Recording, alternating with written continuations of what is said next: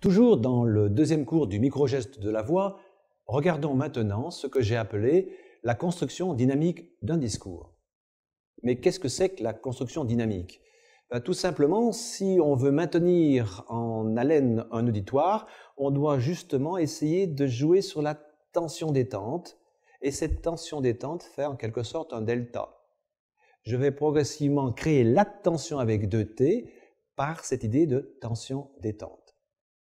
Mais quels sont les paramètres, les éléments du langage dans cette musique du mot qui créent justement cette attention? Tout d'abord, il y a le parcours intonatif. Le parcours intonatif, cette musique du mot, va jouer justement sur des aigus et des graves. Si je prends par exemple la phrase « Aujourd'hui, nous allons aborder la musique du mot ». On voit que systématiquement, je dessine une ligne mélodique.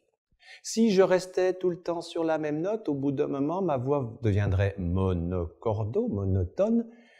Il est évident que si je veux capter un peu l'attention, je vais devoir jouer sur ce parcours intonatif. Il y a un autre paramètre qui est le découpage sémantique. Comment construire mon propos en essayant de dégager des patterns de temps qui eux-mêmes vont essayer de créer des unités de sens. Ces unités de sens vont dépendre des silences que je vais pouvoir placer, ce qu'on appelle aussi des césures.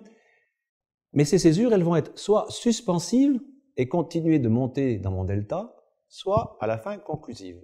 Plus je vais maintenir en haleine, plus je vais essayer de maintenir l'attention de mon auditoire, plus je vais systématiquement garder ma voix dans l'aigu, avec des césures suspensives, avant de retomber. Il y a une autre dimension de la voix qui est la portée. Mais la portée n'est pas forcément faire en sorte de parler plus fort. La portée, c'est essentiellement faire en sorte que ma voix aille dans une distance et soit compréhensible à telle distance. Pour cela, je vais devoir penser dans ma tête que je vais projeter le son dans une direction avec une intention et de la conviction. Et pour que ce soit encore plus efficace, que peut-être il faut que je pense comme si j'avais un cône de diffusion plus restreint. Je peux même chuchoter. Et en chuchotant, si je respecte ce cône et que je projette ma voix dans une direction, ma voix sera quand même entendue. Mais il y a aussi le débit. Je peux parler très vite ou je peux parler plus lentement. Il paraît évident que si je suis trop lent, je deviens monotone et je deviens apathique, ou si je parle trop vite, je finis par lasser et exciter mon auditoire.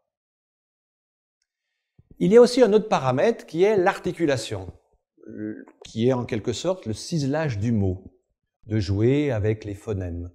Un petit jeu tout simple. Je prends un crayon, je le mets dans la bouche, et quand je veux m'habituer ou m'entraîner à bien articuler, je fais travailler les zygomatiques, et tout de suite, je me sens plus à l'aise.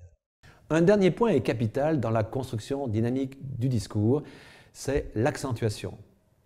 L'accentuation, pour prendre une image, c'est le fait de mettre un appui sur une syllabe. Mais ce qui est important dans l'accentuation, c'est ce qui précède. Ce petit moment où, comme si je tendais ma flèche avant qu'elle parte. Et le fait de maintenir en attention l'auditoire par l'accentuation est quelque chose qui est très opératif.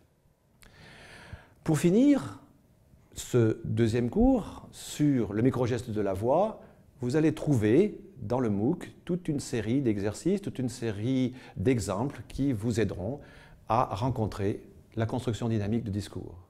Bon travail!